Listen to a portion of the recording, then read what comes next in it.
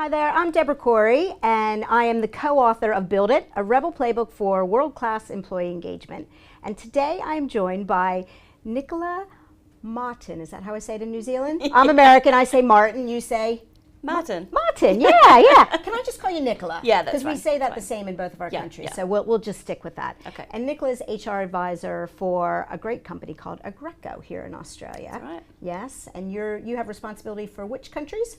So AusPac region, so Australia, New Zealand and Fiji.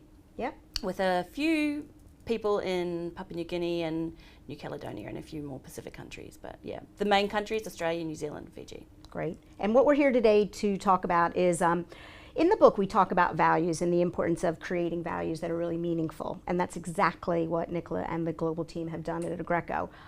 What they've done, and I'd really like to spend a couple minutes talking to you about, is how did you roll it out? How did you integrate it? How did you build it into everything that you did to get people to do it? So that's what we're going to chat about. Yeah. Does that sound good? Yeah, sounds good. Maybe if we start out, maybe just tell us a little bit about your business. Yep, so we have these big boxes and out of those big boxes comes power, cooling or heating, and we make a massive difference all across the world.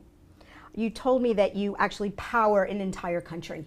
Yeah, we can do that. We have community initiatives, we have events, mining and utilities and emergency response. Great. And I think it's important to understand the industry, because if you think about the industry, very often things like values and creating really meaningful values aren't top of the list, and embedding them, it's something that, other types of companies might do. Yeah. So from your perspective, why is it so important at your company to bring this to the forefront? So for one, we had a long list of values before that. I don't know that anyone could reel off what they were, so it was a long list and a lot of words, and so we recognised that we needed to be more succinct with what was important to us, and we did that by breaking them down into four main values. So our values are under the umbrella of what we call Always Orange. We've gone away from a cultural shift of, say, orange blood, and whilst there were some really good things about orange blood, it had the connotations of at all costs. Right. And we're not a business about at all costs. We're not about a business that come and work for us and basically ignore your family and ignore all your responsibilities outside of work. We wanted to be someone that a business that complements what you have going on outside of work. So we really moved to our Always Orange behaviours. They are be expert, be innovative, be dynamic, and be together. And they're really easy to understand, aren't they? Really Very easy to succinct. understand. Yes. Yeah, really easy. 2 words for both, so really easy to remember. And we really wanted that to be easy for our employees to remember. And we also wanted it to be more than just a poster on the wall. Yes. Something that someone from HR talks to you about when you first come into the business and then you never hear about it again, or something that you log into your end of year review and realise, that's what the company behaviours and values are. Well, I was supposed to be doing that all year long. I forgot about that. Yeah. So we really wanted it to be the real ethos of what our employee, what the Agreco employee is. So we had a plan to launch that in our company globally. We had an idea that we would launch it at the same day, at the same time, across the world. So we have a global reach across the world, and 8 o'clock on a specific day, I think it was the 14th of April, we decided that we were going to launch that across our business. So we were committed to having someone from our leadership group in every location that we have people in across the world. So at 8 o'clock on that day, we went through our launch process to launch it. So in the AusPac region, that meant that we had people all over the place. I myself was in New Zealand. We had a breakfast with all orange food. So what is orange food? Some really crazy oranges, baked beans. I think there was nectarines. So a very healthy breakfast. Yeah. So we had a breakfast, a bit of a celebration about, Always Orange and what that means. And then we actually made a video about what Always Orange means, not only globally, but what does it mean in the AusPac region. And we shared that with all our people. And then we really talked to them about what does this mean about introducing these new values. Again, it's not going to be something that I come to you, I tell you all about it, and then you never hear about it again. We had to make sure that this was a launch and a plan that we had in place to really embed those values, and that people really thought about those when undertaking any kind of action within Agreco. So we launched it, we talked about it, we had some merchandise that we gave to everyone, and Always Orange coffee cups and diaries, and we actually had a test which allowed which everyone sat, which allowed them to determine what Always Orange behaviour are they most like, and what Always Orange behaviour could they work on, and we gave them some tips on what do you need to work on to get you to bring that value up. So a couple things that you did that I really love, and I just want to talk a little bit about. The first is having it done globally. First of all, it's a lot of organization to do it, but it sends a really strong message. The fact that you are putting all this effort, you're having leadership team. Why did you do that? Why did you decide it was important to do it this way? Well, we all wanted to be singing off the same playbook, basically. So we all want the experience for every one of our employees to be the same in every part of our business, no matter where you are.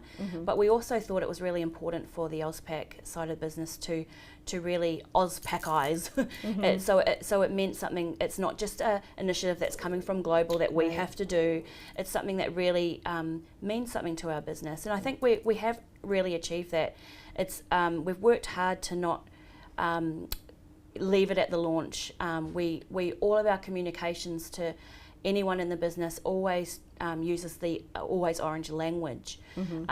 If someone does something, we, great show of being together, great expert. So you even integrate the words. We talk about integrating and embedding the values into your HR programs, but you integrate it into how you speak. Yeah, and not just HR. It's important that it comes from the leaders. So we're lucky in our business. We have a managing director that really identifies with the people, really knows that the people are what makes our company great, and he is really behind these Always Orange values, and I mean, it's got to come from the top, and it does come from the top with him. So it's about, I mean, we're looking at having an Orange Day of Kindness, or Orange Day of Giving, where people are able to go out and give back, and that's all based around our values as well. We do things like recognising in our meetings, for example. Every meeting that we have in Agreco, we start off every meeting with a safety tips, because we're very safety conscious. We have to be in the industry that we're in. So we start off with a safety tip, and then we start off with what we call a recognition.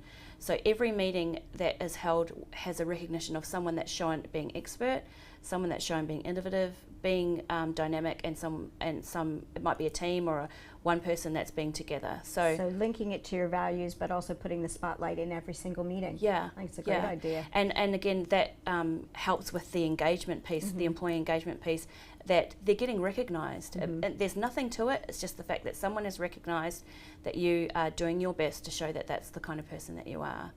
We do an induction with all our new people that goes through being Always Orange. We talk about being Always Orange in our business all the time. As I said, in every communication, we have plans around it. We recognise people for it. It literally is what we are. You even have a hashtag for it. So do you use it on social? I love it. Yeah. Hashtag Always Orange. Yeah. So it basically, we have made it into, it's more than just our values. It's the person in our business, and that's really what we couldn't have asked for any better. That's really what we wanted it to be. So, and we have really reaped the benefits from that, because I indicated earlier that we have seen in the AusPac region alone, our turnover is cut in half. And that is because the Always Orange ethos aligns with the work-life balance integration. So it's not at all costs. It's acting like an owner. It's all of those things that we expect, and we give back to our employees as well. So it's not about doing everything for the business. It's about what fits in well with your life, and we know that if we've got a happy and engaged and satisfied employee, the productivity will be tenfold. Well, I think especially in your type of industry where the people aren't all sitting in one office, it's even more important to communicate it over and over again, build it into your common language, because you want those people who are off in Papua New Guinea, you know, powering the entire country to be engaged. You want them to be understanding it as much as you. Which I wanted to ask, the other thing that you did that I really liked was you didn't just launch it. You did an extra step with personalizing it.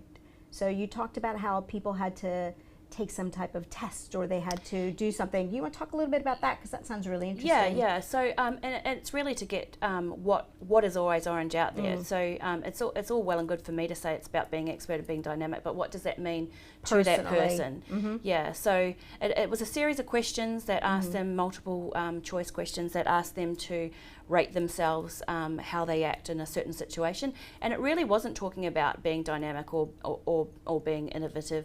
It was just everyday situations. How would you act or react in those situations? And from that, there was a calculation as the so many A's and so many B's. Well, then you show that you're very high with being dynamic, but your lower one is maybe being together. So.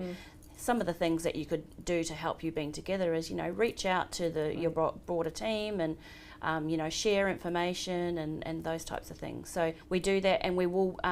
We also embed that in our performance reviews as well. So we talk to our people in our mid-year and end-of-year reviews about how have they gone, how have they shown that they're doing these behaviours. Give me examples of when you've shown someone that you've been dynamic or innovative. And the same for the manager to say, well, I noticed, you really do really well with being together. You're great at recognising your people and, bring any chance to bring people together. So you're a role model for the engagement bridge. So with the engagement bridge with all the different sections, we talk about embedding it, and I'm like, tick, did it there, tick, did it there. So I think it sounds like you've really, again, it's extra steps to do this. It's more work, but it's the only way you're ever going to get your employees to really, live and breathe those values. It would be a waste of time to go through all that, change and spend all that money and investment into changing your values and then not embed it into the business. Too many times it is, as I said, a poster on the wall that